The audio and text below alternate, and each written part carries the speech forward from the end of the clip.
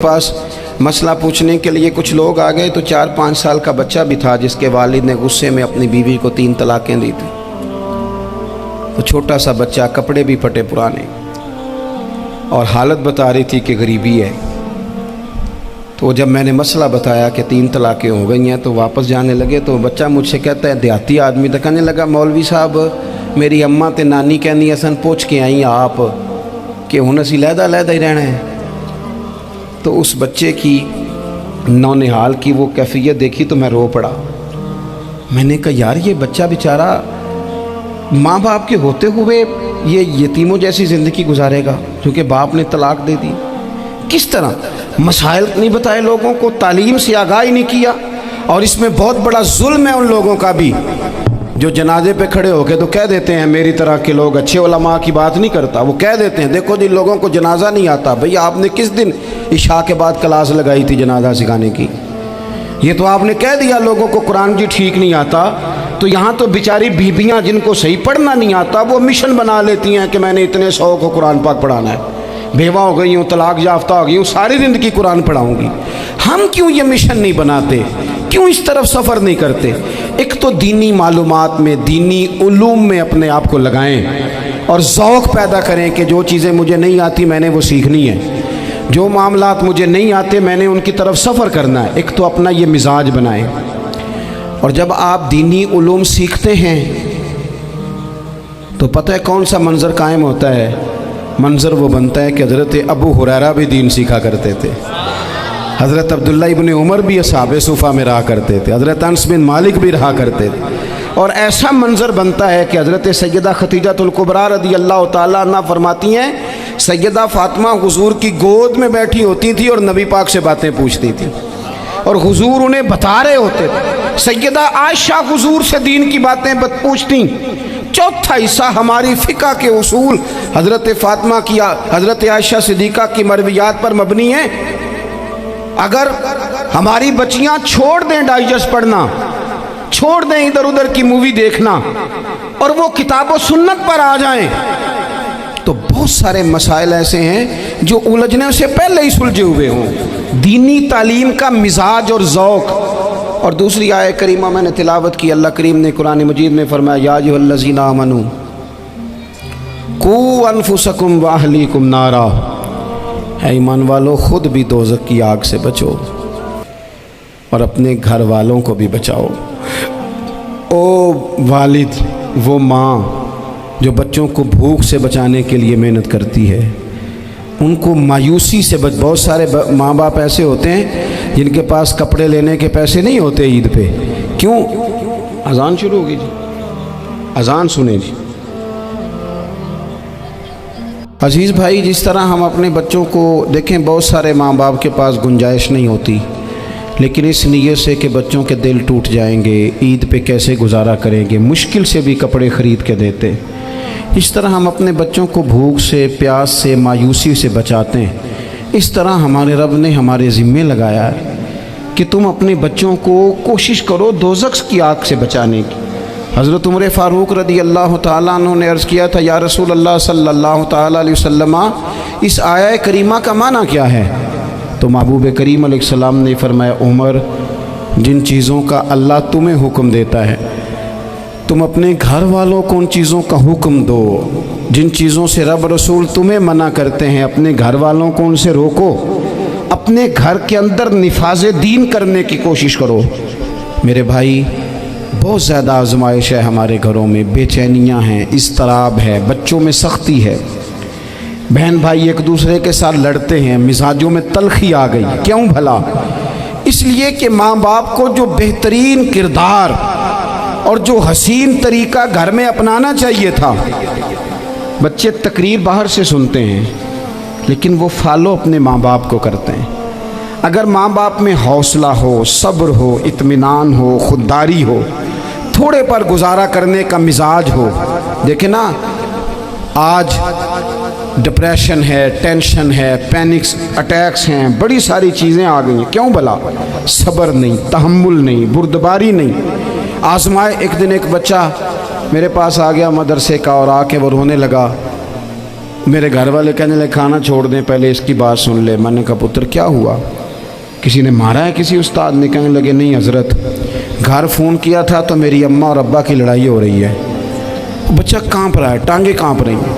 میں نے کہا کیا ہو کیا گیا تمہیں پتر، لڑائی ہو رہی ہے تو گھروں میں ہو ہی جاتی ہے۔ کہنے لگے نہیں آپ کو پتہ نہیں، وہ بڑا سخت لڑتے ہیں۔ میرے والد جب میری والدہ کو مارنے کے لیے آگے بڑھتے ہیں تو ہم سارے چار پنجوں کے نیچے چھپ جاتے ہیں، ہمیں خوف آتا ہے، وہ منظر خطرناک ہوتا ہے۔ یہ کون تکلیف دے رہا ہے اپنے بچوں کو؟ یہاں بیٹھے ہمارے ہاں میلوں دور رہتے تھے اس کے گھر والے، تو وہ تکلیف میں تھا، تو گھر میں کیا کیفیت ہوگی؟ اگر حوصلہ ہو، صبر ہو، قناعت ہو، اللہ کے دیے ہوئے تھوڑے رزق پر ہمیں راضی رہنا آتا ہو، ہمارے گھروں میں سکون آئے، اطمینان آئے، ہم جو زندگی بڑی خوشی خوشی گزار سکتے ہیں۔ ہمارے مزاجوں کا لالچ، ہماری طبیعتوں کی بے راہ روی، ہماری جھوٹی انا کا بت، ان ساری چیزوں کو ختم کر دیتا ہے۔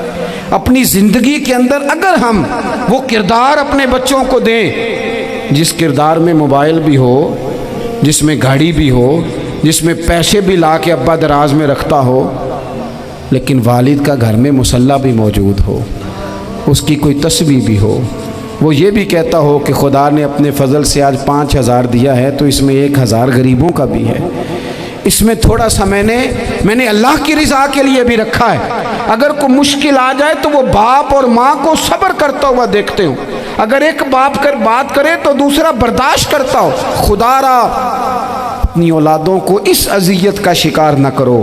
اپنے گھروں کے اندر وہ خودداری، وہ پیار، وہ وقار، وہ محبت، وہ انداز۔ آپ تھکے ہوئے ہیں کوئی شک نہیں، آپ بہت سارے مسائل کا باہر شکار ہوں گے کوئی شک نہیں، لیکن آپ باہر سے تھک کے آئے ہیں، اور اگر آپ باہر اپنی فیکٹری کے مالک ہیں اور دفتر کے بڑے ہیں تو گھر میں بھی تو آپ بڑے ہیں نا، آپ کی ماں بھی تو انتظار کر رہی ہے، اس نے بھی تو دکھڑا سنانا ہے نا آپ کو۔ آپ یہ دیکھیے کہ آپ کے بچے بھی تو انتظار کر رہے ہیں، وہ چاہتے ہیں کہ ابا آ کے بیٹھیں تو ہم ان کے سینے پہ چڑھ کے تھوڑا کھیلیں۔ آپ کی اہلیہ منتظر ہیں، کچھ باتیں بیوی کسی اور سے نہیں کہہ سکتی، صرف اپنے شوہر سے کہتی ہے، لیکن وہ تو آتے ہی جلال میں آ گئے صاحب، وہ کہنے لگے تو بڑی نالائق ہے، میں تھکا ماندہ آیا ہوں اور تو نے مجھے کہانی سنا دی ہے۔ وہ اس خاتون سے شدت کے ساتھ پیش آنے لگے۔ میرے رسول پاک کی حیات نور کو دیکھو، حضرت ام ایمن حضور کی رضائی والدہ ہیں، ان کی بھی خدمت ہو رہی ہے، حضرت حلیمہ سعدی آ رہی ہیں تو خدمت ہو رہی ہے، حضرت عباس حضور کے چچا ہیں تو کریم فرماتے ہیں میرے چچا ہیں باپ کی جگہ پہ، حضور دوست احباب صحابہ غلاموں سب کے ساتھ پیار کر رہے ہیں، 9 ازواج مطہرات ہیں گھر کے اندر، اور کیفیت یہ ہے کہ حضور صرف ان کی ضرورتوں کا ہی خیال نہیں کرتے، خواہشات کا ہی خیال نہیں کرتے، بلکہ میرے کریم کا طریقہ یہ ہے کہ کوئی بندہ آج بول کیا رہا ہے، وہ کہاں کھڑا ہے آج، اس کے جملے کس طرح کے ہیں، اس کا لہجہ کس طرح کا ہو گیا ہے اور اسے ٹھیک کیسے کرنا ہے، محبوب اس کا خیال فرماتے، توجہ کرتے۔ میں کہتا ہوں کہ ہم سب کو شوق آیا ہے آرام کرنے کا۔ میں صبح 11 بجے سے پہلے اپنے گھر سے نکل آیا تھا، اور یہ وقت آ گیا ہے اور رات کو خدا جانے کس وقت گھر پہنچنا ہے۔ کئی دفعہ کیفیت یہ ہوتی ہے کہ گاڑی سے اترتے ہیں تو پھر دل کرتا ہے کہ کوئی اٹھا کے چلائے نہ کبھی، اس کے باوجود بہت سارے لوگ ناراض رہتے ہیں کہ ہم سے مل کے نہیں گئے، فوٹو نہیں کھنچوا کے گئے، فلانی جگہ چائے نہیں پی کے گئے۔ یہ تسلسل ہے، لیکن میں جتنا مرضی تھکا ماندہ گھر جاؤں گا نا، کبھی ایسا نہیں ہوا کہ میں گھر جاؤں تو بڑی ٹینشن میں جاؤں۔ میری گھر والی ایک دن مجھ سے کہنے لگی آپ نے کبھی نہیں کہا کہ میں تھکا ہوا آیا، بندہ تھک بھی تو جاتا ہی ہے نا، کبھی کہاں کرے نا۔ میں نے اسے کہا پتہ کیوں نہیں کہتا، اس لیے نہیں کہتا کہ میں نہیں چاہتا کہ میرے بچے یہ کہیں کہ ہم نے دین نہیں پڑھنا، ہمارا باپ تو بڑی مشکل میں ہے۔ ہم اپنے کام کے بارے میں اپنے گھر میں شکوے کرتے ہیں، آپ کسی بچے سے پوچھ لیں کون سا کام کرنا ہے، کہ جڑا ابا جی کر دے رہے ہیں وہ نہیں کرنا، کیوں کہ ابا جی ہر روز تو کہتے ہیں میں بڑا الجھ گیا ہوں، یہ کام بڑا مشکل ہے۔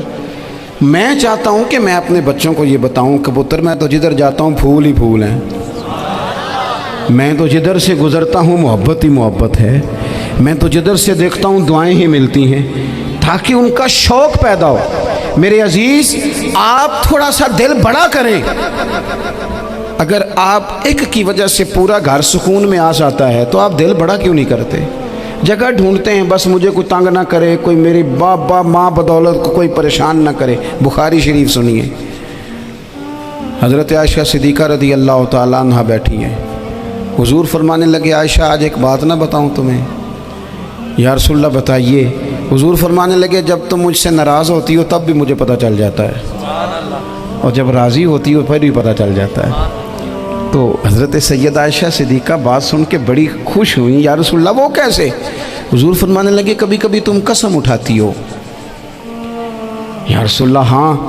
فرمایا جب ہوتی ہو نا راضی، خوش، تو پھر کہتی ہو مجھے رب محمد کی قسم صلی اللہ علیہ وسلم، پھر تم میرے نام کے ساتھ رب کریم کا نام ملا کے قسم اٹھاتی ہو، رب محمد کی قسم۔ یا رسول اللہ بالکل ایسے ہی ہے۔ اور فرمایا جب تمہارے دل میں کوئی بات ہوتی ہے نا تو پھر تم کہتی ہو مجھے رب ابراہیم علیہ السلام کی قسم، پھر تم رب محمد نہیں کہتی۔ یہ بخاری مسلم میں موجود ہے۔ حضرت عائشہ صدیقہ نے تو بات سنی تو کھل گئی طبیعت، کہنے لگی کریم صدقے جاؤں، یہاں تک خیال فرماتے ہو؟ کس کے جملے کہاں پہنچ گئے، یہاں تک خیال ہے؟